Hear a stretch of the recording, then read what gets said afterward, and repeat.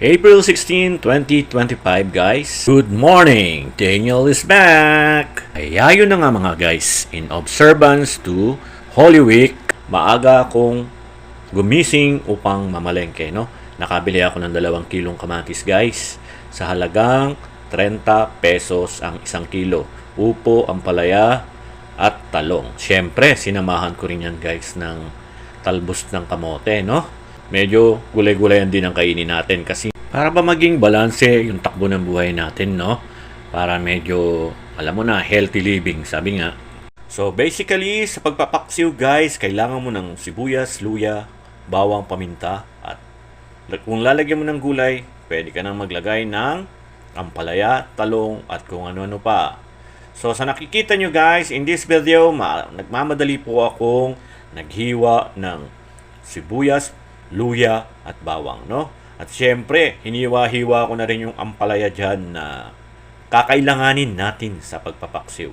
Sinamahan din natin ng talong at yun nga, hiwa din natin yun na naayon sa ating kagustuhan, no? Syempre, kailangan mong tanggalin yung bagay na hindi nararapat kainin kagaya ng bantay sa loob ng talong. Masarap kasi ang paksiw guys kung merong itong ampalaya o talong sa ilalim, no? Bago natin ipapatong yung isda, kung anumang uri ng isda ang inyong ipapaksiw. Pwedeng tilapia, pwedeng bangus. Sa araw na to guys, tilapia ang ating napiling ulamin, no? Kaya, yun na nga, samahan nyo ako hanggang sa dulo. Bear with me at tapusin natin ang video. Makikita nyo kung paano magpaksiw si Chef Alacham, no?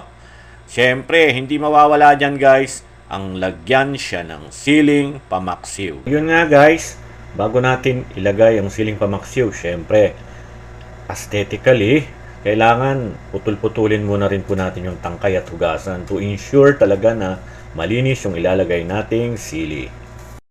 So, inapan guys, inilatag natin ang ampalaya sa ilalim ng talong, no? Aesthetically, inayos-ayos pa natin yun para magmukhang maganda.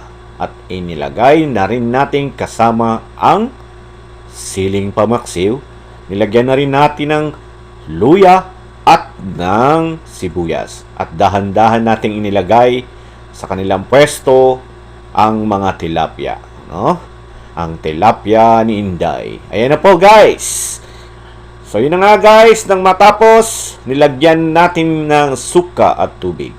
Nilagyan din na natin ng kalahating kutsarang asin. At syempre, hindi mawawala yung paminta, no? So nung matapos na nga guys, isinalang natin sa kalangagan upang takpan at hintayin kumulo.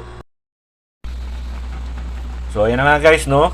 Kapag na-reach niya na ang boiling point, lasahan po natin, no? Tikman po natin kung ito ay maalat o maasim. Saka po natin dagdagan ng kanilang pagkukulang sa bawat isa, no? May pinaguhugutan yata si Kuya guys. O tara! Thanks for watching! See you on my next video! Rock and roll! O yan na guys. Kain na tayo, no? O. Konti lang kinuha ko. 4 na piraso. Pero ayos na yan. Sapat na sa akin yan. No? Kain na tayo, no? Ang gabundok na kanin.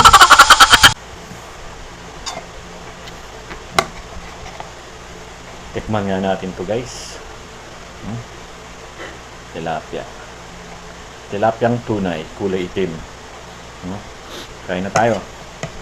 Lahat ng subo ko para sa inyo. Cheers. Sarap. Paksiw na paksiw. Kasing asin ng pagmamahal mo.